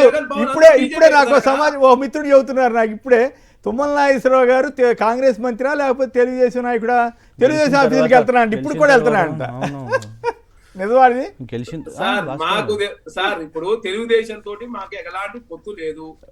అక్కడ వాళ్ళు ఎన్డీఏతో ఉన్నారు, మాది ఇండియా కూటమి. మాకు ఇక్కడ బీఆర్ఎస్ పార్టీతో సంబంధం లేదు, అక్కడ టీడీపీతో సంబంధం లేదు, వైసీపీతో సంబంధం లేదు. ఇక్కడ వాస్తవం చెప్పాలంటే బీజేపీ అంటే బాబు జగన్ పవన్ కదా సార్. అది ఇప్పటి వరకు ఎన్డీఏకి అన్ని బిల్లులకు బాబు జగన్ పవన్ ముగ్గురు చరణ్ మిత్రమా భారతీయ రాష్ట్రంగా మారింది. బాగా చెప్పారు చరణ్ మిత్రమా. మొన్న ఈ మధ్య ఒక ఆయన నాకు కలిశాడు, కాంగ్రెస్ తెలంగాణ కాంగ్రెస్ నేత. నవ్వుతూ సరదాగా ఆఫ్ ది రికార్డ్ సరదాగా మాట్లాడుకుంటాం కదా, ఆయన చమత్కారంగా ఒక మాట అన్నాడు, ప్రస్తుతం తెలంగాణలో ఎన్డీఏ కలిసిన ఎన్డీఏ కలిసిన ప్రభుత్వం నడుస్తుంది కదా సార్ అని జోటేసి వెళ్ళిపోయాడు. నేను నిజాయితీగా చెబుతున్నా, నాకేమి నేను పేరు చెప్పను పొరపాటు కూడా కాదు, నాకు ఆ కామెంట్ ఆసక్తికరంగా ఉంది కాబట్టి చెప్పాను అంతే. అందరూ ఒకే విధంగా మాట్లాడాలని కోరుకోవడంలో రైట్ తప్పే సార్. మిగతా ఇద్దరు మాట్లాడిన తర్వాత మళ్ళీ ఏదైనా అవసరం అయితే మాట్లాడారు. ప్రజాస్వామ్యంలో ఎవరి ఇష్టం వచ్చిన వారు మాట్లాడుకుంటారు. రామకృష్ణ గారు ఖమ్మం చెప్పండి. రేవంత్ రెడ్డి గారు నేను మారా మీరు మారాలన్నట్టుగా మొన్న January 1 మంచిదే, ఆయన పదాలు తప్పు కాదు, కానీ నాకెందుకో ప్రాంతీయ పార్టీ తెలుగుదేశం స్టైలు, చంద్రబాబు గారి స్టైల్ గుర్తుకొచ్చింది. నేను పొరపాటు అయితే నేను ఒప్పుకుంటాను. మీకేమనిపించింది రామకృష్ణ గారు? సార్ ఇప్పుడు ఇది మీరు చెప్పినట్టు ఎన్డీఏ ఇండియా కూటమి నడుస్తుంది సార్ ఇక్కడ, అంతేనా? నేను చెప్పలా కాంగ్రెస్ నాయకుడు నాతో అన్నాడు, నాకు ఐడియా రాలా, నేను చెప్పలేదు ఈ విషయం. 100% సార్. ఇది జస్ట్ మీరు అనుకుంటే ఇప్పుడు నేను ముందు అందరికి మీరే మాట అన్నారు సార్. అంతేనా? 100% అంతే సార్. ఇంకోటి సార్, ఇక్కడ రైతు రుణమాఫీ చేసింది ఏం లేదు సార్. మాది ఇప్పుడు తుమ్మల గారి సార్ మొత్తం ఆయనకు ఒకటే మండలం సార్, మిగతా సిటీ సార్. ఆ మండలంలో మాది పావడపల్లి గ్రామంలో 800 మంది రుణం తీసుకుంటే 100 మందికే సార్. ఏ రేషియోలోనే మీరు చూడండి, తడుకోమనండి సార్. ఇప్పుడు తుమ్మల గారికి పావడపల్లి తెలుసు కదా సార్, ప్రతి ఊళ్ళో చుట్టుపక్కల అన్ని ఊళ్ళలో ఇదే సార్. ప్రతిపక్షానికి కూడా అర్థం కాదు, 20,000 కోట్లు రుణమాఫీ అయిందంటే 20,000 కోట్లు అయిందంటారు కానీ శ్వేతపత్రం రిలీజ్ చేయమని సార్. అంటే ఆ ప్రయత్నం అయితే నాకైతే ఆ ప్రయత్నంలో ఒక చిత్తశుద్ధి ఉందలే, చిత్తశుద్ధి ప్రయత్నం చేశారని అనిపించింది. బట్ మీరు చెబుతున్న దాని ప్రకారం చూస్తే ఎక్కువ మంది రాకపోతే మళ్ళీ ప్రభుత్వమే ఇబ్బంది పడుతుంది. రైట్, అంతే కదా? రైట్, చెప్పండి. నేను మీరు మారాలంటున్నారు. అచ్చం చంద్రబాబు స్టైలా, లేకపోతే కాంగ్రెస్ ఇండియా ఎన్డీఏ కూటమి ప్రభుత్వం నడుస్తోందా ఇక్కడ ఏపీ తెలంగాణ? మంచి టాపిక్ తీసుకున్నారు సార్ మీరు. ఎందుకంటే ఇదిగోండి గ్రాఫ్ తగ్గుతుందా అని కొన్ని నెలల క్రితం ఇది వాళ్ళ చిలక పలుకుల్లో రాసుకున్నారు సార్. ఇందులో వార్త ఏమనుంది అంటే రేవంత్ రెడ్డి గారు ఒక్కరే మంచి పని చేస్తున్నారు, కేబినెట్ మంత్రులు ఎవ్వరు పని చేస్తలేరు అనేది రాయించారు సార్. ఇక్కడ కూడా మీరు ఏంది, నేనైతే మారుతున్నాను, మీరందరూ సరిగ్గా పని చేస్తలేరు, మీ జాతకాలు ఇవన్నీ ఉన్నాయని అంటే ఒకటి ఒప్పుకుంటున్నట్టు ఈ సంవత్సరంలో చాలా వైఫల్యాలు అయినాయి, నేనైతే సుధరాయించుకున్నా. మరి మీ అందరి సంగతి ఏంటిది అనేది వల్ల మరి సొంత వాళ్ళ మీదనే నిఘా పెట్టుకున్నారా? ఇది కేబినెట్ మంత్రుల కోసమేనా? ఎవరన్నా మరి ఏమైనా చేస్తారా? ఎందుకంటే మధ్యలో ఉత్తమ్ కుమార్ రెడ్డి గారు ఏమైనా చేస్తున్నారనో, లేకుంటే పొంగులేటి శ్రీనివాసరెడ్డి గారు ఏమైనా చేస్తారనో, ఇదొక హెచ్చరిక లాగానా, లేకపోతే ఎమ్మెల్యేల విషయం మీద అనేది? అంటే సొంత దాంట్లోనే అంటే గ్రిప్పుని తెచ్చుకోవడానికి ఈ బెదిరింపులు, హెచ్చరికలు ఇట్లాంటి ఏ అవసరం లేదు సార్. అంటే ఒకసారి మాట్లాడినప్పుడు కూడా ఒక స్కీమ్ గురించి మాట్లాడి ఇందులో ఏది చేయకండి, ఇది ప్రజల కోసము, డబుల్ బెడ్రూమ్లు, దళిత బంధు ఈ స్కీమ్ల కోసము అని అన్నప్పుడు అవన్నీ కూడా వచ్చినాయి. తప్పు లేదు. నేను అనేది ఏంటంటే మేము ఏమంటున్నామంటే అందులో 30% అనేది కాకుండా కింద నాయకుల ఏదాన్ని డీటెయిల్గా కాకుండా ఒకటి ఏంటిదంటే హెచ్చరిక పెట్టడంలో తప్పేంటిది? నా ప్రభుత్వంలో మార్పు కనపడిందా? సంక్షిప్తంగా చెప్పండి, టైం అయిపోవచ్చు సార్. కొన్ని రోజుల నుంచి తిట్లు కొంచెం తగ్గినట్టున్నాయి. అంటే ఇప్పుడు ఈ చిన్నపిల్లల ప్రోగ్రామ్ ఏది కనబడలేదు. రేపో మాపో మళ్ళీ ఏదైనా చిన్నపిల్లల ప్రోగ్రామ్కి వెళ్తే మనం అది చూడాలి. ఎందుకంటే పిల్లల ప్రోగ్రాంలో కూడా తిట్లు సార్. అదే స్కూల్ పిల్లలను ముంగడ పెట్టుకొని కేసీఆర్ ఆనవాళ్ళు లేకుండా చేస్తా, పేగులు తీసి మెడలు వేసుకుంటా, రకరకాల తిట్లు. ఆ వీడియో ఒకటి వచ్చింది, 7-8 రకాల తిట్లు తిట్టిన వీడియో ఒకటి. సో ఇప్పటికైతే మరి రీసెంట్ గా మనకు ఈ పిల్లల ప్రోగ్రామ్ ఏది కనబడలేదు. రేపో మాపో మళ్ళీ ఏదన్నా రేవంత్ రెడ్డి గారిలో మారానంటున్నారు, ఇప్పుడు ఎమ్మెల్యేలు కూడా మారాలంటున్నారు. మీరేమంటారు? సంక్షిప్తంగా చెప్పండి, టైం అయిపోవచ్చు. ఇప్పుడు రేవంత్ రెడ్డి గారు జగమెరిగిన సత్యం సార్, చంద్రబాబు నాయుడు గారి శిష్యుడు, అందులో డౌటే లేదు. ఈ పరిపాలన కూడా చంద్రబాబు నాయుడు గారినే ఫాలో అవుతున్నట్టుగా కనిపిస్తా ఉంది సార్. ఈ మధ్య కాలం ఇంతకుముందు కృషి అన్నట్లు తిట్లు కనిపించట్లేదు రేవంత్ రెడ్డి గారి దగ్గర. అది మార్పు కావచ్చు. ఆ మార్పు అందరికి ఉండాలి, మొత్తం రాజకీయ పార్టీ నాయకులు అందరికి కూడా అది అవసరము. ఎందుకంటే ప్రజలు హర్షించారు. సో డెఫినెట్ గా ప్రభుత్వం అనేది వాళ్ళ అధికారంలోకి వచ్చారు, అనేక హామీలు ఇచ్చి. ముఖ్యమంత్రి గారు డెఫినెట్ రోజు 10 గంటల 12 గంటల 18 గంటల పని చేయాల్సిందే. పనిచేస్తే కాబట్టి పనిచేస్తేనే పథకాలు ప్రజల వరకు చేరుతాయి. మంత్రివర్గంలో కూడా మోడీ గారిని బడే బాయ్ అనేది అన్నాడు కదా రేవంత్ రెడ్డి గారు. సో ఇండియా కూటమి ప్రభుత్వం నడుస్తోందా తెలంగాణలో? మోడీ గారిని బడే బాయ్ అనంలో ముఖ్యమంత్రికి ప్రధానమంత్రి బడే బాయ్ కదా సార్. ఆ కోణంలో అని ఉంటాడు. డెఫినెట్ గా కేంద్రం నుంచి మంచి రిలేషన్స్ ఉండాలి. కేంద్రం ఏ ప్రభుత్వం ఉన్నా మంచి కాదు. కొందరు అనుమానం ఏమిటంటే విఠల్ గారు, కొందరు అనుమానం ఏంటంటే కాంగ్రెస్లో ఎప్పుడు ఏమైనా జరగవచ్చు అని తెలివిగా బీజేపీ పెద్ద అగ్రనాయకులతో కూడా సత్సంబంధాలు మెయింటైన్ చేయగలుగుతున్నాడు, అంతవరకు గొప్ప విషయమే కావచ్చు అని కొందరు వ్యాఖ్యానిస్తున్నారు. అందుకే నేను అదే చెప్తున్నా, చంద్రబాబు నాయుడు గారి శిష్యులు రేవంత్ రెడ్డి గారు చంద్రబాబు నాయుడు గురించి అందులో అందరూ అనుకుంటా ఉంటారు.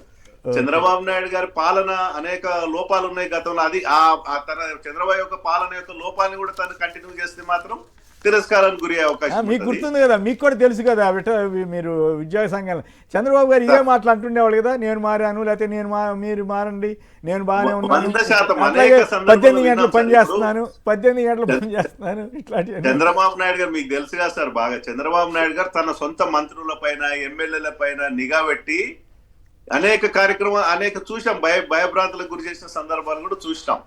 సో ఇక్కడ కూడా ఒకవేళ రేవంత్ రెడ్డి గారు కాంగ్రెస్ పార్టీ అయినా ఆ ప్రయత్నం చేస్తే కాంగ్రెస్ పార్టీలో సీనియర్ నాయకులు ఉన్నారు, ఈయనకైనా సీనియర్ నాయకులు ఉన్నారు, వాళ్ళని కూడా కంట్రోల్ చేయగలుగుతున్నాడు కదా, ఏ మాటకమాట వాళ్ళని కూడా కంట్రోల్ చేయగలుగుతున్నాడు కదా. ఒక ప్రాంతీయ పార్టీ తరహాలో ఇక్కడ తెలంగాణ కాంగ్రెస్ నడుపుతున్నాడా లేదా అన్నది పాయింట్ సార్. అంటే పిసిసి ప్రెసిడెంట్ పదవి తెచ్చుకున్నప్పటికీ అదే చేస్తున్నాడు సార్. మీకు గుర్తుంటే ఉత్తమ్ కుమార్ రెడ్డి గారు పాపం అప్పటికి సీనియరు మాజీ పిసిసి ప్రెసిడెంట్ ఉన్నప్పుడు కూడా వీరు సపరేట్ ఒక వార్ రూమ్ పెట్టేసి ఉత్తమ్ కుమార్ రెడ్డి గారిని సోషల్ మీడియాలో అటాక్ చేయడం, ఉత్తమ్ కుమార్ రెడ్డి గారు పోయి పోలీస్ కంప్లైంట్ పెడితే మొత్తం అదే మెటీరియల్ వచ్చింది. అంటే సొంత వాళ్ళ మీద ఎట్లా అటాక్ చేయగలుగుతారు అని.